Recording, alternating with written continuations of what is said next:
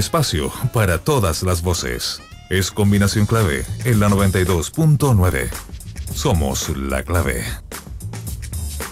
Bueno, ya estamos con nuestro próximo invitado. Él es Juan Carlos Tapia, director ejecutivo de la Fundación Juntos Contigo, para hablar sobre un tema que ha sido bien controversial durante estas semanas. ¿Cómo estás, Juan Carlos? Muy bien, buenos días. Me refiero al tema de una circular del Ministerio de Educación para proteger los derechos de los niños transexuales, donde se indica varias cosas bien específicas, que se adopten algunas adaptaciones en los colegios para poder respetar los derechos de estos niños, como por ejemplo que se adopte el nombre que ellos ocupan como transexuales, y también el uso de los baños, que por lo que hemos visto es una de las medidas que ha tomado más polémica, sobre todo desde la iglesia y de los colegios particulares, que han puesto la atención en esto. Incluso han dicho que van a ir a tribunales para ir contra esta circular, contra estas medidas, porque indican que incluso todavía no se ha aprobado la ley para poder aplicarla. Primero, Juan Carlos, quería que nos contaras un poco lo que hacen ustedes en la Fundación Juntos Contigo y también cómo ha evolucionado este tema, que obviamente hoy día tiene mucha más visibilidad, que hace poquitos años. Claro, correcto. Bueno, la verdad que nuestra fundación se dedica a atender de manera directa a familias con menores de edad en situación de transexualidad. Y este trabajo lo llevamos a cabo, lo estamos llevando a cabo alrededor de hace casi 5 años, ¿ya? Hace 5 años atrás no se sabía nada de menores de edad en esta situación. La verdad que todo está escrito por personas adultas transgénero, transexuales, o por personas adultas profesionales que se están abocando a atender a estas personas. Por tanto, profesionales preparados para atender la infancia no había. Ya a nosotros nos costó mucho iniciar el camino acá en Chile, y precisamente hubo que hacer un abordaje a nivel internacional para poder encontrar profesionales que se abocaran a trabajar en la infancia y en estos temas, ¿ya? Bueno, y desde ahí en adelante hemos atendido a numerosas familias a nivel nacional y hemos también logrado consolidar redes a nivel internacional. ¿Qué es lo que han podido ver ustedes en estos 5 años que me dice, donde este tema se ha puesto en la palestra? ¿Cómo lo ha tomado la sociedad? Porque son temas culturales también, ¿no? Donde la gente no está acostumbrada, los papás tienen mucho temor de cómo abordar estos temas. Muchas veces, y lo hemos visto por los testimonios de los propios padres, que muchas veces se niega a esto, piensan que es un problema, que es una cosa anómala, que es algo que está mal incluso. Entonces hay mucho desconocimiento, mucho temor. ¿Cómo ves tú eso, sobre todo en los papás, que son los que más directamente se afectan con este tema? Bueno, la verdad que eso tiene que ver bastante con la formación que nosotros traemos, la formación cultural, esa carga cultural que traemos y la educación que se nos ha proporcionado a través de nuestros padres, nuestros abuelos. Y en ese sentido, lo que ha tocado hacer en el fondo es hacer un trabajo absolutamente educativo, ¿ya? Formativo. Nos ha tocado prepararnos de manera bastante amplia para poder manejar varios temas, ¿ya? Y dentro de estos temas, indudablemente que es hacer un abordaje con la familia, explicar de manera bastante clara qué es lo que es un menor de edad trans, por qué ocurre esta situación, si realmente un menor de edad de 3, 4, 5 años va a ser una persona trans en el futuro, qué pasa en la etapa de la preadolescencia, en la adolescencia, qué se viene en el ámbito legal. Indudablemente que hay que abarcar muchos temas y hemos tenido que prepararnos para poder entregarle a la familia una tranquilidad, una seguridad, y también, por supuesto, hay que contar con redes de profesionales que se manejan en la infancia y, por supuesto, que estén involucrados bastante en estos temas y sensibilizados en ellos. Claro. Me gustaría, Juan Carlos, que le podríamos decir a los auditores, para que quede súper claro, de qué hablamos cuando nombramos a un niño transexual, a un niño trans.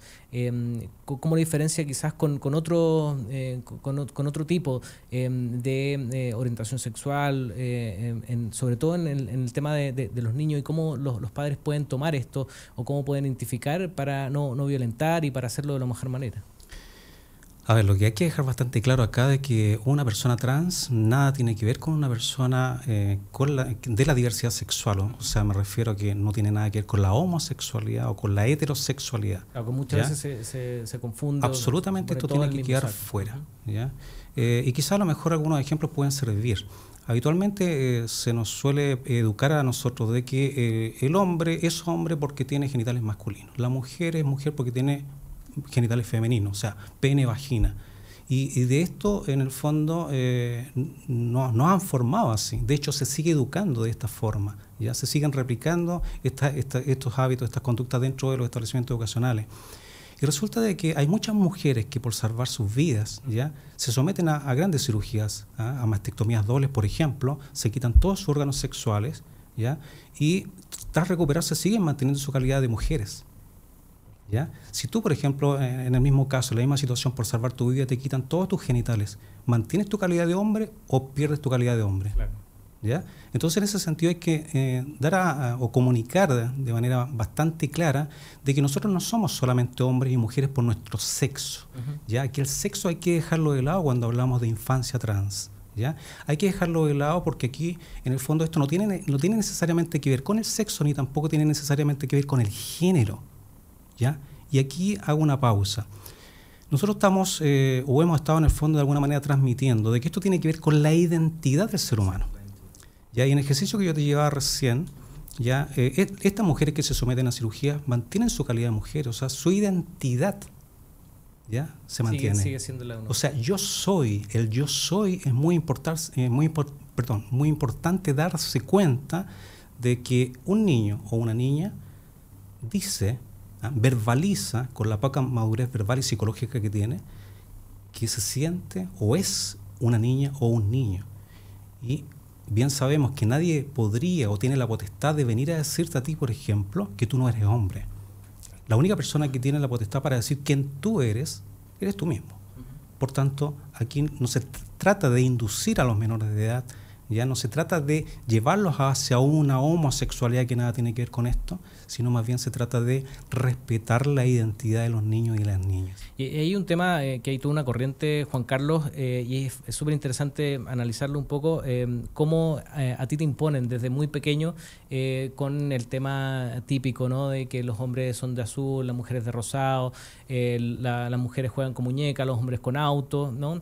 Entonces hay todo un tema social, cultural que está muy arraigado, ¿no? Sobre todo en sociedades bien conservadoras, porque yo creo que Chile es bastante conservador en muchos sentidos, y lo vemos con el tema del aborto, lo vemos con varios temas que todavía no han sido resueltos acá, y somos incluso uno de los pocos países donde no se ha resuelto.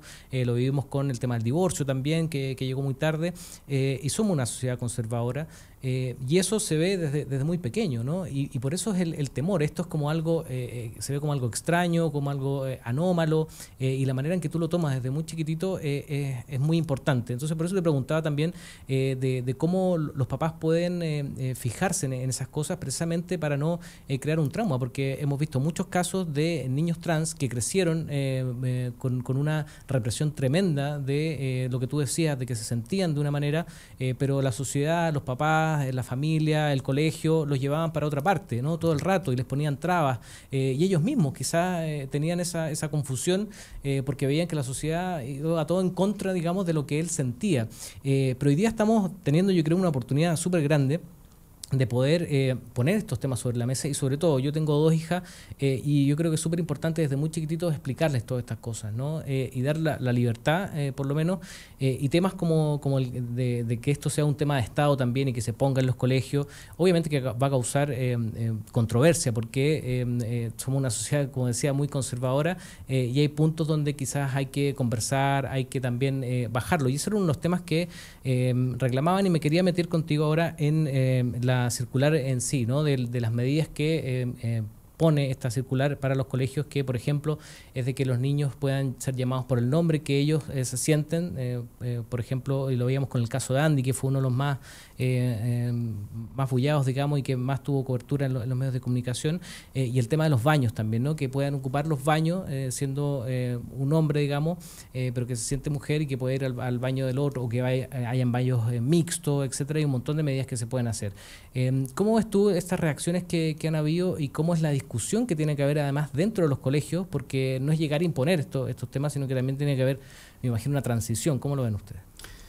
Bueno, tú lo has dicho, la última frase quizás, o sea, debe haber una transición, ya debe haber una educación, una formación dentro de los establecimientos educacionales, porque hoy en día, si bien es cierto, tenemos una circular, es un tremendo avance a nivel país, pero todos los profesionales que trabajan con la infancia no tienen preparación en estos temas. ¿Ya? Es más, hoy en día las universidades de Chile, dentro de sus mallas curriculares, no tiene ya o no imparten en el fondo estos temas.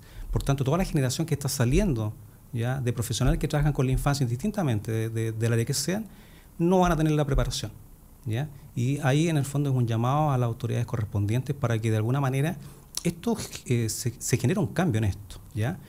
Lo segundo, yo creo que cuando hablamos de qué es lo que va a suceder dentro del establecimiento educacional, hay que irse con mucha calma, ¿ya? Yo llamo a la cordura y llamo en el fondo, llamo a la tranquilidad, en el sentido de que cuando un papá o una mamá tiene preocupación porque un menor de edad trans va a entrar a un baño distinto aparentemente, me gustaría preguntarle a esas mamás y a esos papás, incluso a ustedes mismos, a todos los auditores, ¿cuántas personas de Chile en sus casas tienen baños para hombres y para mujeres?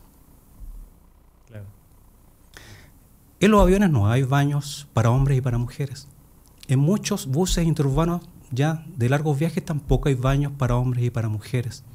Muchos colegios hoy en día tienen un baño único para profesores, ¿ya? Y si nosotros en el fondo, y si nosotros en nuestras casas tenemos un baño único y hay un respeto, limpieza, qué sé yo, y es más, en la primera infancia, en la etapa de pre-kinder, por ejemplo, también hay muchos jardines infantiles que tienen un baño único para los niños.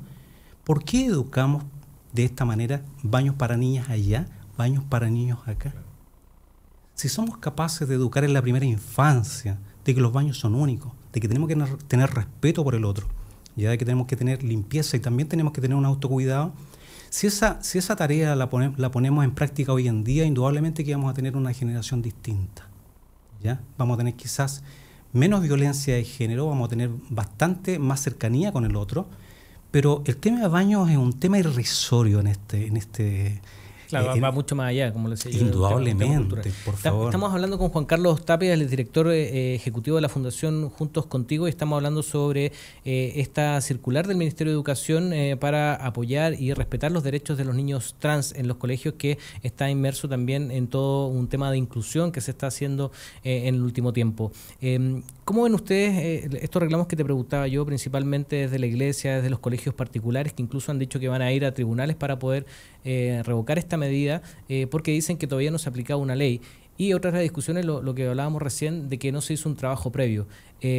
¿Cómo se debería hacer ese trabajo incluso antes de aplicar esta norma? Quizás porque, claro, que se empiecen a aplicar el día de mañana sin antes haberles explicado a los papás y sobre todo, creo yo, antes de explicarles a los mismos niños, a los mismos alumnos, a los compañeros que van a estar, que van a ser los que van a vivir más de cerca todo esto. Entonces, claro, yo me imagino, yo siendo niño, también son muy inocentes los niños y pueden tomar las cosas de distintos lados, pueden molestarlo o pueden hacerle bullying en el caso de que sea más grande. Entonces, ¿cómo se debe abordar esto a nivel escolar, a nivel de alumnos y a nivel de profesores, donde yo me imagino que deben estar el foco para poder informarse, para poder educar sobre este tema, quizás incluso antes que se aplique, ¿no? ¿No cree que es muy de golpe? ¿Qué opinan ustedes de la Fundación?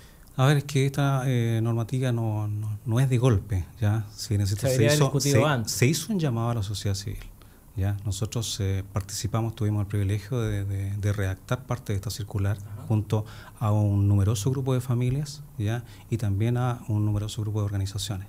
Por tanto, se hizo una consulta a nivel nacional de estos temas, por tanto se nos solicitó, ¿ya?, un aporte, qué es lo que nosotros proponíamos. Y ahí en base a eso se redacta esta circular. Pero esta circular no viene a imponer algo, sino viene a dar una solución a algún inconveniente que pueda tener un establecimiento educacional en particular. Si se ve frente a esta situación. Por supuesto. Digamos, me gustaría, por ejemplo, preguntarle a los colegios católicos, ya o más conservadores quizás, ¿cuántos casos de menores trans tienen dentro de sus instituciones? Porque si no tienen ningún caso, bueno, por favor, ¿de qué estamos hablando? Ahí está el tema. Tienen todo el tiempo para preparar a sus equipos técnicos y profesionales dentro del aula para que si es que en el futuro aparece un caso, ellos vean, resuelvan de qué forma, de manera interna, lo van a ir resolviendo poco a poco, teniendo como soporte la circular del Ministerio de Educación. Pero no es más tema que eso, ¿ya? Aquí hay hay una cosa bastante más seria, ya detrás de esto, que son el respeto y la validación de los menores de edad. Ellos son en el fondo quienes van a sufrir si es que esta iglesia ultraconservadora, este colegio ultraconservador no logra tomar las medidas para resguardar su integridad psicológica, física.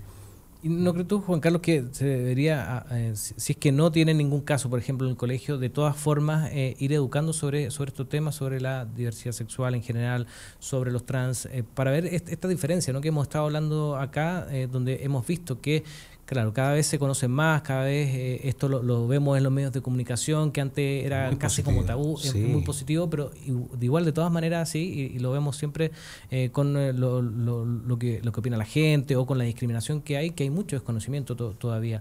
Entonces, ¿no creen ustedes que ese trabajo se debería hacer de todas formas, hayan casos o no de trans, que incluso se puede incluir eventualmente en los programas de educación? Pero indudablemente.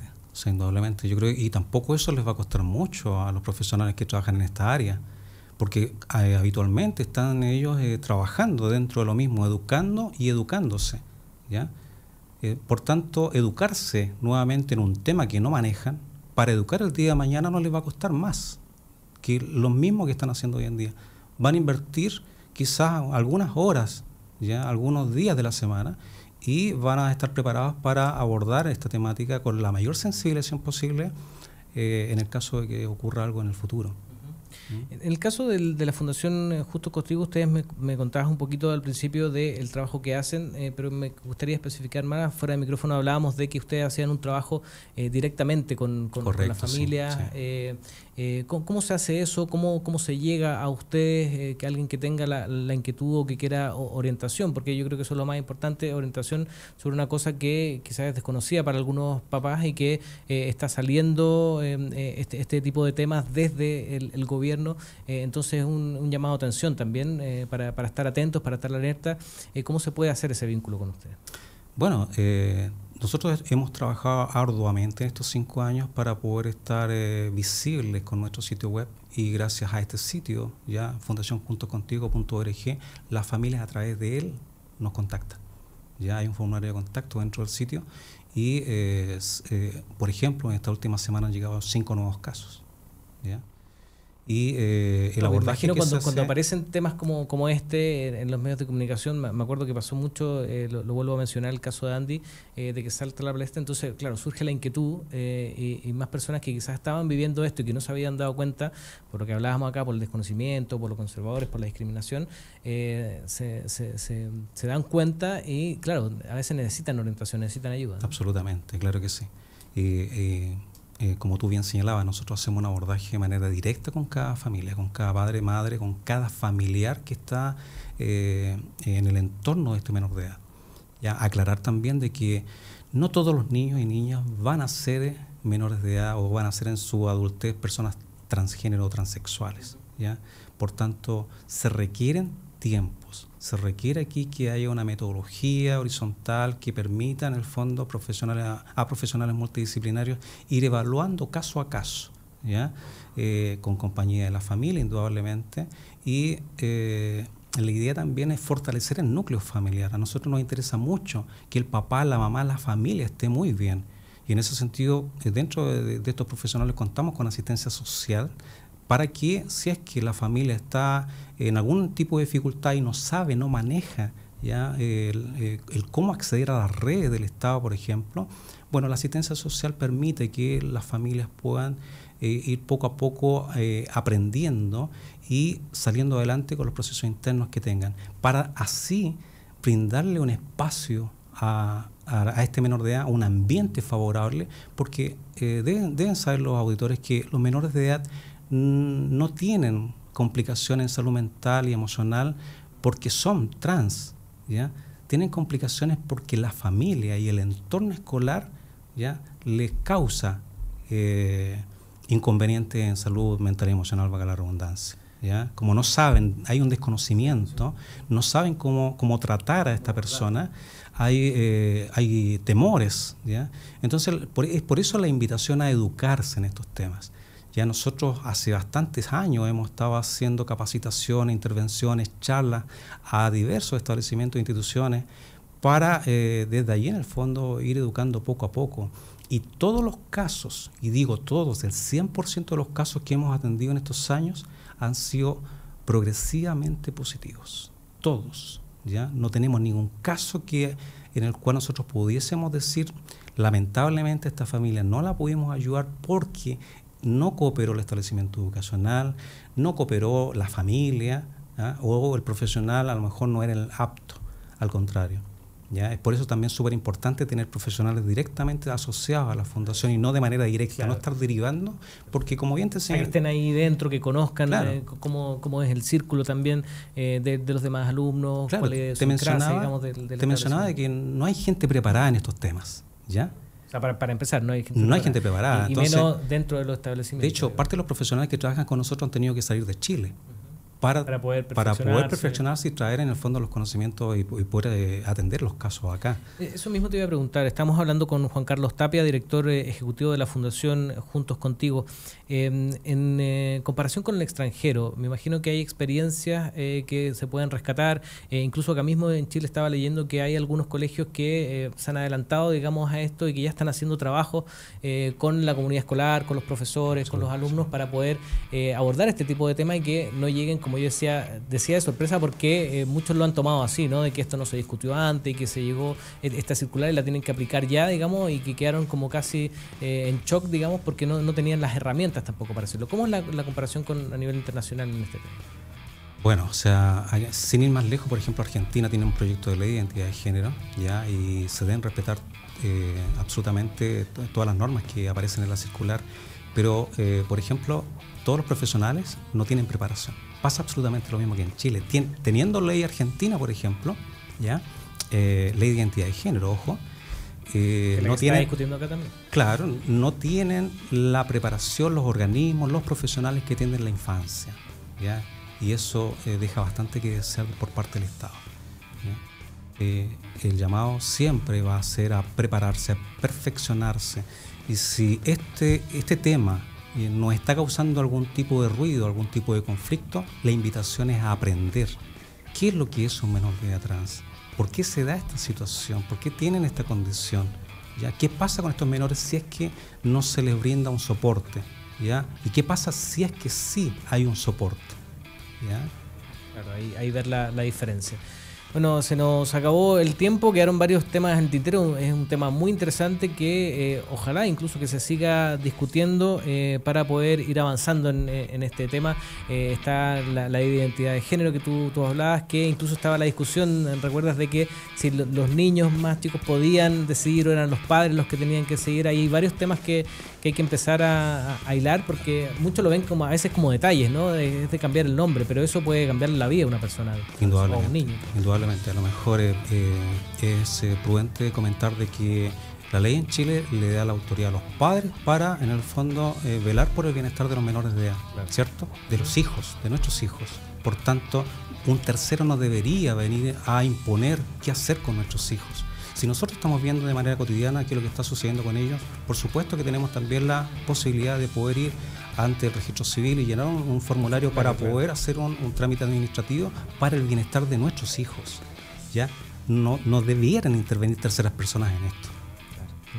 Bueno, agradecemos a Juan Carlos Tapia, director, como decíamos, ejecutivo de la Fundación Juntos Contigo, para tratar este tema muy interesante, y seguramente lo vamos a seguir tocando aquí en Combinación Clave. Muchas gracias, Juan Carlos. A ustedes, que estén muy bien. Estamos terminando ya el programa de hoy, de este viernes 5 de mayo. Se acaba la semana, esperemos que descanse, y tenemos ganadores, con el hashtag Combinación Clave. Hubo harta participación hoy día, y los libros que estábamos regalando, el de Vicentico se lo lleva Claudio Geria, que nos escribió con el hashtag Combinación Clave, y Ricardo Montesinos se lleva este libro, El método Gaudí, de Lluc Oliveras, un catalán, una historia sobre Gaudí, Antoni Gaudí, el arquitecto que hizo la Sagrada Familia y tantas otras obras ahí en Cataluña y otras partes del mundo.